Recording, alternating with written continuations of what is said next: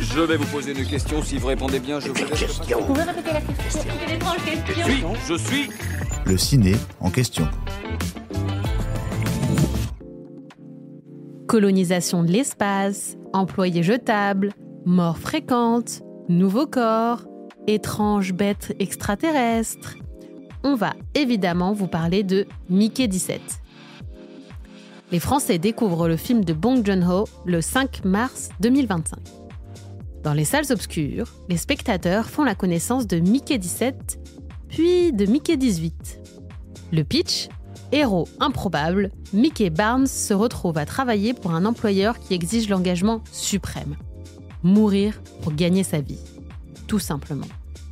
Au casting, Robert Pattinson dans le rôle de Mickey, Naomi Ackie dans le rôle de Nasha, Steven Yeun dans le rôle de Timo, mais aussi Toni Collette dans le rôle de Ilfa, Mark Ruffalo dans le rôle de Kenneth et Anna Maria Bartolomei dans le rôle de Kai.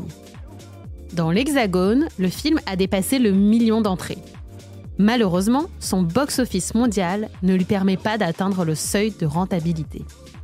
Une sortie décevante donc, et plutôt injuste pour le réalisateur de Parasite, Palme d'Or au Festival de Cannes en 2019. Car ce long métrage adapté du roman éponyme d'Edward Ashton, qui mélange les genres, action, comédie, science-fiction, vaut tout de même la peine d'être vu. Et si vous l'avez vu, justement, vous vous êtes peut-être demandé comment différencier Mickey 17 de Mickey 18, deux personnages au physique semblable interprétés par Robert Pattinson. Alors, avez-vous repéré le seul détail qui différencie Mickey 17 de Mickey 18 ? Revenons d'abord au commencement. Au moment de la sortie du film, Bong Joon-ho explique. En me lançant dans la lecture du livre, j'ai trouvé le concept de la réplication humaine d'une singularité totale et très différent du clonage. Et j'ai trouvé que dans les termes mêmes de l'expression « réplication humaine », on sentait toute la dimension tragique de la condition des remplaçables. Je me suis alors demandé ce que ça ferait d'être cette personne répliquée. C'est la première fois que je montre à quel point les êtres humains peuvent se révéler stupides et combien cette bêtise peut aussi les rendre attachants. Le réalisateur a vite trouvé l'homme de la situation, Robert Pattinson. Je n'avais jamais lu un scénario pareil et je ne pense pas que je relirai un projet semblable à l'avenir, racontait l'acteur. Mickey est un personnage étonnamment complexe, poursuit-il. Au départ, il nous fait penser à une sorte d'abruti, mais ce n'est pas le cas. Il est animé de désirs bien précis. Il est assez innocent et naïf à bien des égards. Le cinéaste a en tout cas été bluffé par son comédien.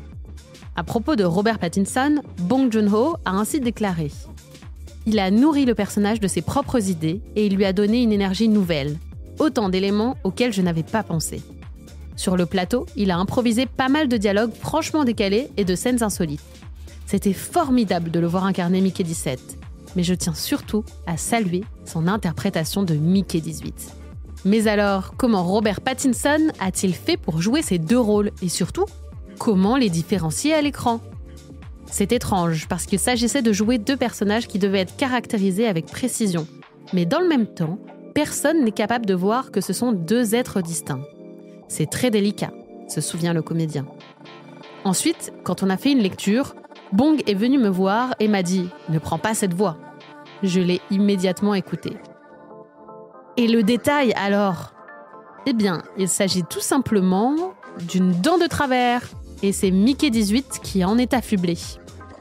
C'est un tout petit détail, mais qui me déformait légèrement le visage, a précisé Robert Pattinson lors d'une interview publiée sur le site Effets Spéciaux Info. Et je me suis dit que c'était suffisant. Ce n'est presque rien, on ne s'en rend quasiment pas compte. Mais du coup, mon élocution et ma démarche étaient un peu différentes. Voilà qui nous donne envie de revoir le film. J'espère que cet épisode vous a plu. Si c'est le cas, abonnez-vous sur votre plateforme d'écoute préférée pour retrouver de nouveaux épisodes chaque semaine. Et si vous en voulez plus, découvrez la télé en question et les séries en question sur les plateformes d'écoute et téléloisirs.fr.